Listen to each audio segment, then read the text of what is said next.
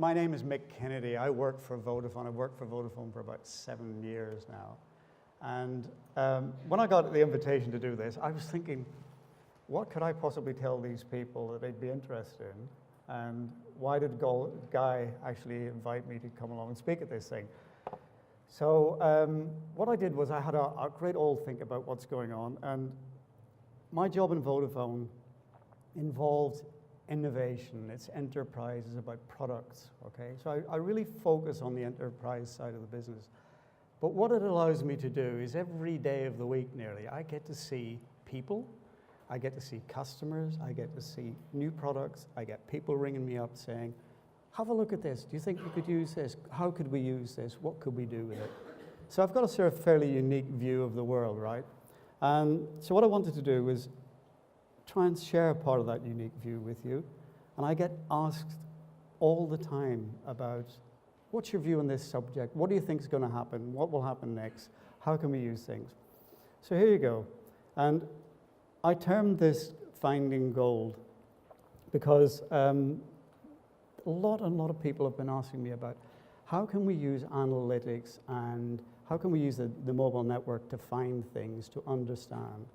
And I just thought it might be of interest to all of you today. So let's have a little look. So I'm a very visual person, right? So I hear the words data mining, and this is what makes me think of. I think of a gold mine, right? And I went and had a little research on the internet like you do for these things, and looked for pictures that might actually illustrate what I'm on about. So if you look at this, data mining for me was about a mine. You've got this sort of people digging into it and working out what's going on and trying to find out pieces of information that may be of use to other people, right? And it didn't really work for me because a mine is a very static thing, a mountain is a very static thing, and when you think about it, the data that's coming out in the world is growing by the second, and lots of it, and it's becoming more and more difficult. So mountains don't grow, well, not that I've noticed anyway. So I think this didn't work really well as a way of understanding what was going on. So what I did was had another think, and I came up with this one. Now, for those of you in the audience who are into films, I'm sure you recognize this sort of backdrop from The Matrix, right? Have you all seen The Matrix? Yeah, right, okay, good. So this is a film that really made me think a lot, because I was thinking, this isn't really, it's about like a big river of data that's flowing all around all of us all the time. And this river is getting bigger, and it's getting deeper, and it's getting wider, and there's lots of these rivers. To be perfectly honest, I got no idea where they're flowing to, right? But it's the fact that it's dynamic that gets me, right? The river is being powered by technology. So things like 4G are filling this up really fast. This is making the process of trying to find things a lot harder. So just for us alone to run the mobile network is an immensely difficult task. We're shifting terabytes of data all the time. You know, we're talking terabytes of data every day just to move around, just in the UK network, okay? So I think to be able to understand how to use this kind of data, we need to understand a little bit about what the mobile companies do and the sort of things that I do, okay? So when I looked at how do you find things in this river, how do you find an object? So let's imagine you're trying to discover something about someone, or you're trying to do the sort of things that we do, which is I need to understand this event. To be honest, the thing in the film that got me was when you took the red pill, your view of the world changed. You started to see it the way it really is. And this is what a digital image really looks like. You know, it's a lot of little pieces, and you're inferring the bits in the middle, right? So what we need to do is understand what we're really looking at. And what I was trying to do was work out a way of trying to find something in this massive amount of data that's flowing about the place, okay? And it's really not that easy. So we're always relying on sort of little partial images all the time. And often what we infer from them is completely wrong, you know? And I'll talk about some of that later. So if you take this red pill, I was trying to find, how do you find gold in a river? Here's the traditional method, right? In the gold rush, you know, we've all been there before. Somebody found gold in a river, off they went. First thing they did was started panning for gold, right? Very simple method, but not very effective, because what you're doing is you're sort of doing a sort of fishing without the bait, you know? And if you go and look on some of the things about the gold rush in the Yukon and Alaska, and if you look in California, you will see they built ginormous machines to do this, right? But essentially it was just pumping entire rivers of data, or entire rivers through a machine just to find a piece of gold, right? Not a very efficient way of doing things. So I was trying to think of, again, how do you do something that would be very different? This gold that we're after in the river, if you had a nice clear river with nothing else in it, spotting the gold's pretty easy, right? No problem. But our difficulty is this. There are other things in this river, and it's filling up, and it's very fast. So there's lots of problems about trying to work it out. So what we try to do is understand what is it we're really after here. And I looked, and we came up with this. So we tried to boil it down to a very simple set of statements. So what we were after was insight to enable us to deliver a service. And to do that insight, we needed to be able to identify people. We needed to be able to see where they are. We needed to be able to know when they're doing something. And we needed to know something about what they're doing, right? And the big problem is you need permission, because in our industry, at least, it's very regulated. So we have to make sure we have permission from everyone to do what we're doing, okay? The mobile industry is already doing quite a lot of this stuff. We already collect information. We know about identity. We know about location. We know about timings. We know about all sorts of things. But how do you sort of extract this stuff in a way that makes it easy to use and maybe of use to some other people, okay? So in my job, what I do is I look at innovation, and I'm a very simple sort of person. I try to park things into ways that I can understand quickly. So if someone comes to me and says, if Guy Rolfe turned up on my doorstep tomorrow and said, they got this brilliant invention, I would put it into a category. What does it do? And here's the way I think. So the first thing I think about is working space. So this is not a building. A building is a working space, but there are other working spaces. There are things like cars. There are people who work using vans. There are people who work outside, people who work in all sorts of strange combinations, people who work at home. They're all working spaces. So what I'm interested here in is how do you enable that data in the working space to work? We're in a underground here, really. So this is a traditionally difficult problem. How do you get this stuff to work? Wi-Fi is one answer. There are lots of others. Second piece is about tracking. Now, everybody thinks tracking, next thought, GPS, right? It is not the only method, and it doesn't work all the time, and it's got limitations. So I do some stuff around supporting people who are vulnerable, where tracking is vitally important. So I know quite a lot about this subject. But again, what we're trying to do is join things together. The mobile network can track you just by being a mobile network. It needs to know where you are to be able to service your device. So it knows what mast you're on. It knows where that mast lives. It knows the radius of the mast. So it can actually tell where you are, okay? Next thing is about interactions. How do people interact with systems? So I get lots of people coming up and say to me, I've got this brilliant app that does these things, okay? So for me, apps live in the interaction space. They're interacting with something. They're making you do something. This is all sorts of mobile applications in here, and also a lot of stuff about technologies, a lot of stuff about NFC and different ways of doing things, and we'll have a look in a minute, okay?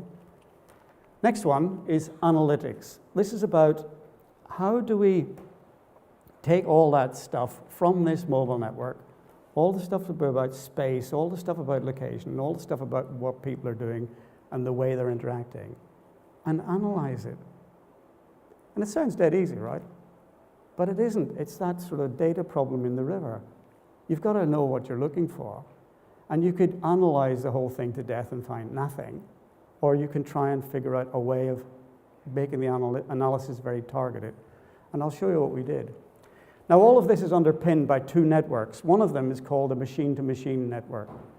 So if I were to take another film analogy, the rise of the machines from the Terminator, it's actually happening. It's happening all the time. There are more and more and more and more connected machines in the world using SIMs to talk to everyone. So if you look at, in the UK, just an example, smart metering. So you've got a device in your house. When it ever arrives, they're going to replace all of them, 20 million, I believe.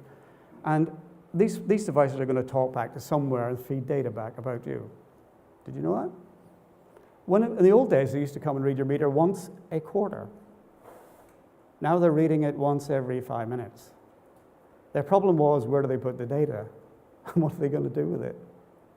They've got number one solved. I'm not entirely sure they know what number two's answer is. But I'll show you a few bits about this as well. Oh, sorry, I've lost it. What have I done? Shouldn't have so many buttons on here. So the last bit is the mobile network. Vodafone has a mobile and fixed network. And this network is just to be alive. It's got hundreds and thousands of cell sites all over the place of all different sizes. And those cell sites are serving your mobile devices. They're providing the data links that you're using, okay? And off the back of it, we can do lots of different things. So what I'd like to do is talk to you about this network to begin with. The mobile network is made up of a bunch of different types of cells. Now, you've all seen the ones on the hill, you know, the big masts. I don't know whether any of you know, how much power do you think one of those radiates? Anybody, any idea? No. Okay. It radiates less power than your car radio does, 40 watts. Okay? These are not vast amounts. That's why they don't have so much coverage. So that we have those big cells, and then you get smaller ones and smaller ones and smaller ones. So somebody in the innovation space at Vodafone said, do you know what, we could make a small cell? And some of you are probably using this in your houses, right? And this small cell, all they did was just reduced it and reduced its range. So it's broadcasting at an even lower power than the other one. So it's got a smaller range. The interesting thing is, it is a cell. It behaves like any big cell. So if you walk anywhere near it, your phone will try to talk to it. And that behavior is very interesting, because that's an interaction. So that immediately gives me something to work on, okay? So what we've done with this small cell technology is we've taken a load of them and put them together inside a building.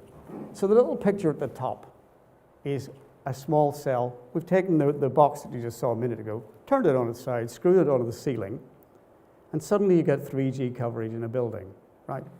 I can have 3G coverage in this space here.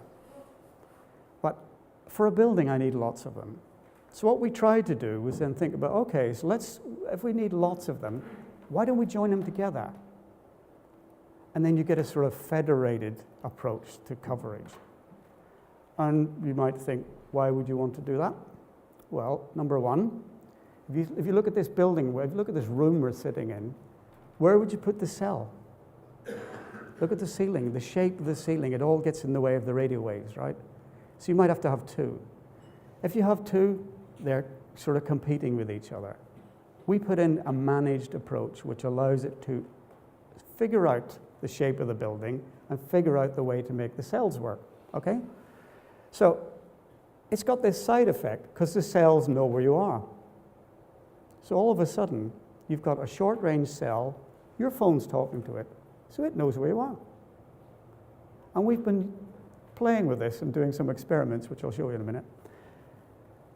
For us, this is really important, because suddenly we realized that actually you can work from the outside macro big cell world into an indoor small cell, femtocell world, and that can teach you all sorts of things.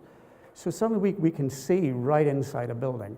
Now, all of you will have seen the 4G stuff about, 4G gives you more penetration because it's got lower frequency and all that stuff. But most buildings these days are glass with reflection surfaces on them to stop the sun heating them up too much. Those reflect radio waves. So penetration is still a problem.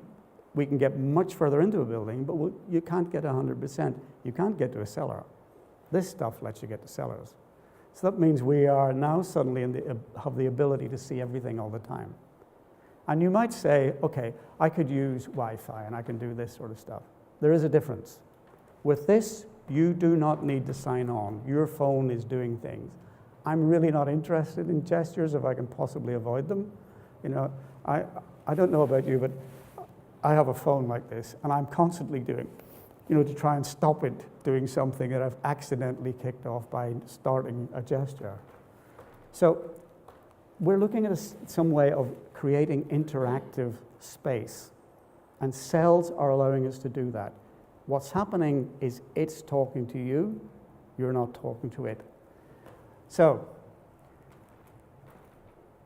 what we tried with this, and here's what we did. We got a tracking system in our building, so in Newbury. We just thought, we'll try this out, see if it works. Everybody thinks it's possible, but nobody really tried it. So on the left here with HP, as you can see, we made this extremely Mickey Mouse tracking application, okay? And what it did was it allowed us to track our way through, see where people were, and we connected it up so that people could give permission and say, where are you in the building? I need to find you. Now, I don't know what you work in, but our campus is huge, and finding people in 5,000, 6,000 people is really quite difficult. So knowing where people are is a great thing, and we've been using it all the time. So then the other bit we did was it said, if we can do that, then we can do services based on this. We can actually do things for the people in the building. So we've got a number of services that we created for the people who patrol the buildings, the guards, right?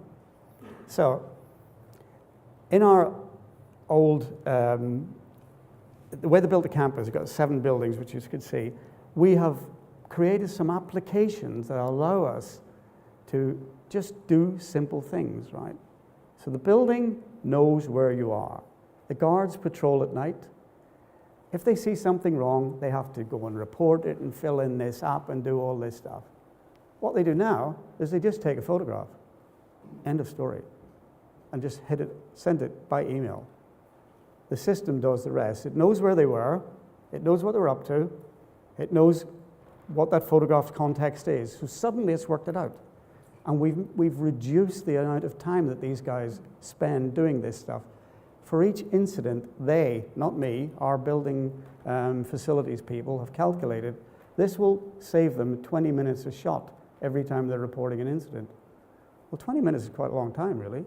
So there are some groundbreaking things that can be done with this.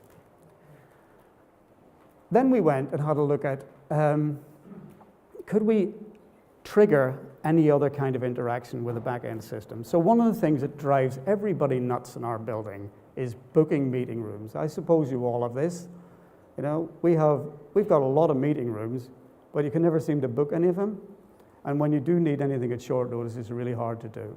So what we did was we created a little application based off the back of where you're standing. And all it's doing is if you want a room, what you do is you just say, any rooms available? And it sends you the nearest one. It doesn't say, go through the selection process of the planet, and then the Earth, and then Europe and UK, because a global system, this is what we do, right? If you go in there, it says, it doesn't even figure out you're standing in the UK. You have to go through all this amazingly difficult system. This just does it, right? It just does it for you. It is truly amazing, okay? And the only reason it works is because those small cells know where you are. It's just Very simple solution, right?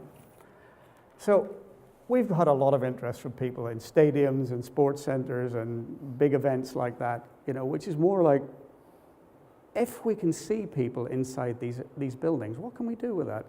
So a lot of people are beginning to say, could we target groups of people in a space using this kind of technology? And the answer is yes, you could, right? I don't know what you might want to target them with. I just know that the technology exists. So then we went really mad. And some loony said, why don't we make a really small cell? And we thought, that's going to be good. We haven't got a name for it. So don't ask me where they got the name from. So they got a thing called a Zepto cell. And you've got to think about this. So you got the cell. We use exactly the same housing, the one up the top there. And the range is this much. And everybody said, what are you doing? Why would you want to have a cell that's got that kind of range? And we said, well, actually, if we take it off the ceiling and put it like here, you can walk up with your phone and just touch it. And it's a cell. So what will it do when your phone goes near it? It will try to talk to that phone. And when it tries to talk to that phone, it recognizes that device. It gets its number. It gets its IMEI. So there you go. Another transaction can happen. So we did some tests with this, and I'll talk to you about it afterwards. I think we've got a video here. Where's my man with the video? I just want to show you something. This is the people in the technology team.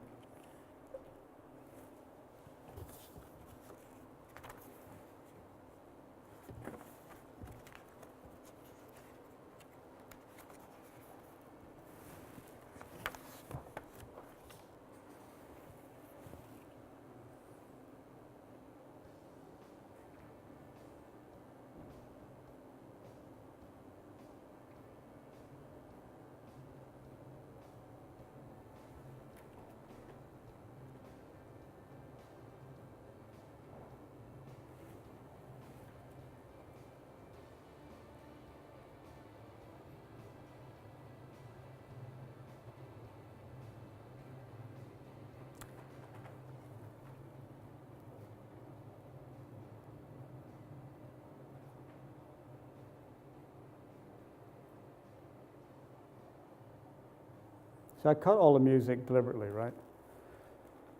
What that was showing you was somebody walking around, taking one of those cells and doing something with it. What we did with it as a test was we took it into a Vodafone shop, connected up this little Zepto cell, and I don't know, any of you got kids who use pay-as-you-go stuff? You know, when you top up the pay-as-you-go, you get this enormous number that you have to type in, and I never get it right. I'm hopeless. So what we did was we just made that transaction work using a Zepto cell, and you just put the phone on the cell, it talks to the till, it does it all for you, and you're topped up, and you do nothing else. How easy is that? And it's only because the cell has got this characteristic of finding you and understanding what you're doing. So we're just still exploring this stuff, but you can see, even if you walk in the building, it's swapping you around these cells. You can temporarily go on to this, do an interaction, and come back again, okay? So I think there's a lot of things going to happen in that space. So here's what we did with the analytics. This is our site in Newbury. There's 7 buildings, and we got lots of very good coverage, but we put these things inside to see what we could figure out. And here's what we figured out. So now we can see, I've made these quite deliberately not too clear because this is data from the site. But we have actually created an analytical method, and we created for our people who run the buildings some dashboards that allow them to figure out what's going on. This is measuring every 15 minutes what's happening in those buildings, right? So this is one of the floor plates of one of the buildings. I think it's I don't know which one, I think this is the second floor of one of the buildings. The reds and the greens and the yellows. Greens means it's okay, there's not too many people there. Red means it's over its actual limit, what it should be. And if you look on the other bits, we can actually, the blues and the reds and the little circles, that's telling us how many people who actually officially work there are there and how many people are visitors. And it's just it's collecting this in the background. Nobody's actually doing anything to make this happen. It's just happening, right? Then what we did was we connected it to an existing energy management system. So this would be a good laugh, we thought. Why don't we connect it up and see what it does? And as usual, with the law of unexpected consequences, when we first did it, we had to sort of cobble it all together in a spreadsheet. And we presented it to the facilities team, and they had this enormous spike on it. And I thought, what's that? And they said, you're all wrong. You can't possibly, we know all about buildings, you just don't know anything. And we said, no, this is real, there's something wrong here. But what we were measuring, we figured out later, was we were measuring the energy per head. And we had discovered that at part of the day, in the morning, the building was heating up, and then the cooling system was coming on, but there was nobody in there. And so that's where the spike came from. So it actually, just that simple thing exposed something nobody could see, right? So this has got a lot of interesting sort of side effects. And of course, we can do the very complicated analytics like this. Now, we do something called better ways of working, which is changing the way people work. We apply it in our own buildings. And on here, we discovered that this is telling us how long people stayed in the day, how many days were on the campus, and the number of people who are there, right? So on the top left, you've got visitors who typically come short term. They don't stay very long, they go.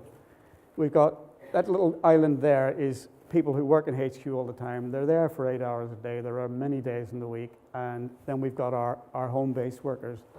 This actually gives us a profile of what our buildings should look like. So now we've been using it to measure business change, okay? So and we've been talking to customers about using these kind of techniques with cells to measure what's going on before and after they do changes. And we appear to have a few campers in our building because we got visitors who appear to stay an incredibly long time, The other bit that we've got is the machine-to-machine network. I told you that's growing all the time. So basically what's happening there is you've got a connected machine, it's coming through a network, and it's talking to some kind of application. The fact that it's coming through a network means that there's other stuff you can collect. And here's one of the things that we've been using. So this is a camera, an M2M camera, right? And it's there, this one here. And you can lift it up. It's got a battery. It works at night. You can do number plate recognition of it. You can do all sorts of things of it, right? And what we've been looking at is we've got councils who are using this for fly tipping and all that sort of thing. So let me just tell you about it really quickly. This allows you to create zones. And in those zones, you can have people who participate in the zones. You create the zone. When they go in, it can do all sorts of content. It can do all sorts of things with those people. So what? Well, I'll tell you what. You can move the zone as it's happening. So if this was a football event and you wanted to check what was going on, and suddenly there's roadworks and they all have to come the other way, you can just turn the zone around and they'll still get the content. You can have overlapping zones that do all sorts of interesting things with each other. So you could have a zone which is handling 5 different brands at the same time. Yeah? We're looking at joining this technology to the small cell technology to be able to do it right inside a building, okay? And not just a little bit about, okay, we can see the world. We're not going to rely on the GPS. We're going to rely on things we can actually see. And if we put the Zeptocell stuff together, we'll be able to actually make them interact if we so choose. So this is a technology you all ought to have a little look at. And in fact, Guy and the Kantar team are going to try some of this stuff with us just to see what happens, right? We in one of the WPP buildings, they're putting in one of the coverage schemes. So people are trying this. It's not, I am not telling you what to do. I'm telling you what you can do. I don't know what the best way of using it. This is a really interesting piece of technology, and it's got an amazingly good ability to do it. It's live in some countries. I really think all of you ought to have a look at it. One other thing, I mentioned permissions. Now, permissions is really important for me. So the government in the UK, and in fact about 10 other countries, are working on a digital identity program. Now, the reason for this is that we've got lots of regulation about what's going on, And we need to have something that allows people to assert their identity for certain things.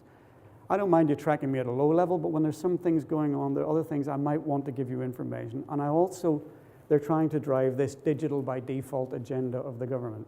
So they've appointed 5 identity service providers, IDPs, okay?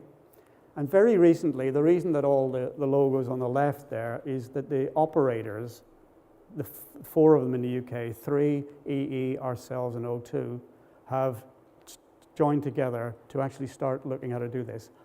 I'm going to this meeting after this today, okay? This is live, and they're going to put up the first set of this stuff by March. It's actually up and running now, but it's a prototype mode, okay? This will allow us to provide permission. This is important. If we can get this right, then suddenly the whole business of panels and getting permissions and differentiated permission for different things can become very much more easy than it currently was, okay? So where does this all leave us? Well, I think we need to turn into alchemists. I think the cells can allow us to make the gold almost leap out of the river like a salmon and just say, I've just seen this transaction. And what we did on our site was we didn't need to do massive analytics to find things out. We were able, because the cells were telling us things, we were able to do very, very targeted analytics. For example, one of the things that came up was, some people walk in with 2 devices, people like me, right? Well, the analytics sorted that out in about 1 week. It sort of spotted the problem and started to get rid of it. So it actually worked out how many people there really were. And we had another amusing incident where there appeared to be a party going on in the middle of the night in one of the buildings because there was all this sort of activity, and we had no idea what it was. And it turned out we forgot. There's a test facility in one of the buildings, and they test lots of applications, and they test lots of mobile phones, and they test them overnight. So the technology was spotting this, right? But the analytics, we just eliminated it as we go along. So we're now working on virtual receptions.